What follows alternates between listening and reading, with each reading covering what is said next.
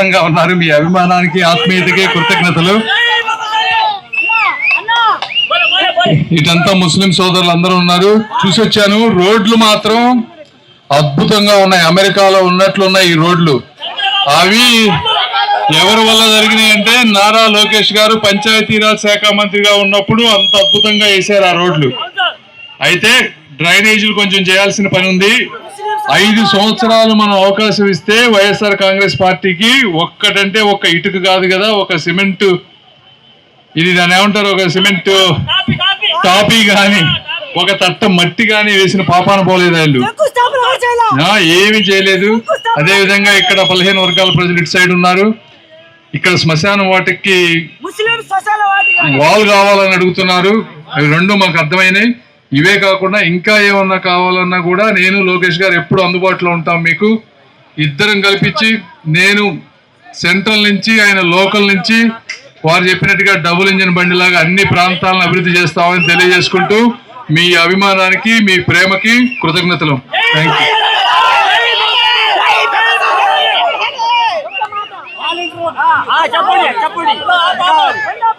అమ్మ ఒక నిమిషం. వాలంటీర్లకి కాదు కదా, ఎవ్వరికి మీరు భయపడాల్సిన అవసరం లేదు. ఏ పథకము పోదు. పింఛన్లు కాదు కదా, ఏమి పోవు. పింఛన్లు కూడా పెంచుతాం వచ్చిన వెంటనే. మేము సంక్షేమ పథకాలు ఎవరిచ్చినా కూడా వాళ్ళ జేబుల్లో నుంచి ఇవ్వరు, ప్రజల డబ్బే ప్రజలకు ఇస్తా ఉన్నారు.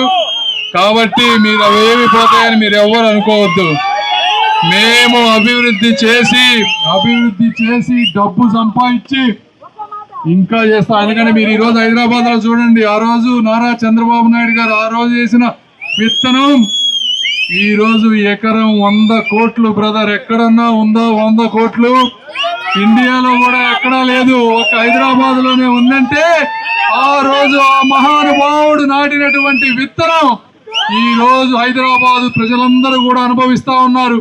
హైదరాబాద్ కాదు, ఒక్క హైదరాబాద్ మహానగరం నిర్మితం అయితే తెలంగాణ మొత్తం కూడా అనుభవిస్తా ఉంది. ఈ రోజున ఒక కాళేశ్వరం ప్రాజెక్టు కట్టినా, అక్కడ రైతు బంధు డబ్బులు ఇచ్చినా, దళిత వాడలకు న్యాయం జరిగినా కూడా అదంతా డబ్బంతా హైదరాబాద్ నుంచి వస్తుంది. దీనికి మూల పురుషుడు మహర్షి లాంటి సహనమూర్తి మన చంద్రబాబు నాయుడు గారు. అదే విధంగా మనం గనక గత 5 సంవత్సరాల్లో చేసి ఉంటే ఈ రోజు కూడా మంగళగిరి ప్రాంతం కానీ రాజధాని ప్రాంతం కానీ ఎకరం ఈ రోజు 20 కోట్ల రూపాయలకు వచ్చేసి ఉండేది ఆల్రెడీ. ఒక్క మంగళగిరి ప్రాంతం డెవలప్ అయితే ఈ ఆంధ్ర రాష్ట్రం మొత్తం కూడా అభివృద్ధి చెందేది. అయితే దుర్మార్గులు ఆయనకి కీర్తి రాకూడదని చెప్పి ఒకే ఒక కారణం, కక్షతోటి ఈ రాష్ట్రాన్ని ఒక అడవిలాగా, రాజధానిని ఒక అడవిలాగా చేసి ఎవ్వరూ బాగుపడనటువంటి పరిస్థితి తీసుకొచ్చారు వీళ్ళు. కాబట్టి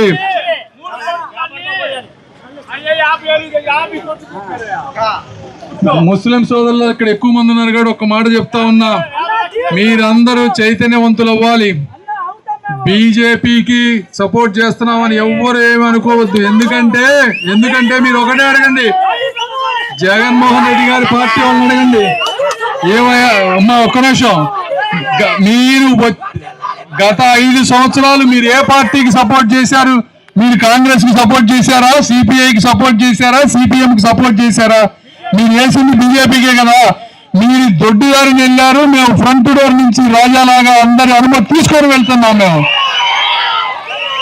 కాబట్టి పోయిన 5 సంవత్సరాలు మీరు ఇప్పుడు ఎవరికి సపోర్ట్ చేస్తారో చెప్పమనండి. జగన్మోహన్ రెడ్డి గారిని ఎవరికి చేయలేరు. మీరు అప్పుల కుప్పలాగా ఈ రాష్ట్రాన్ని చేశారు. ల్యాండ్, శాండ్, వైన్, మైన్ మొత్తం రూపంలో ఈ రాష్ట్రం మొత్తాన్ని విపరీతంగా దోచుకున్నారు.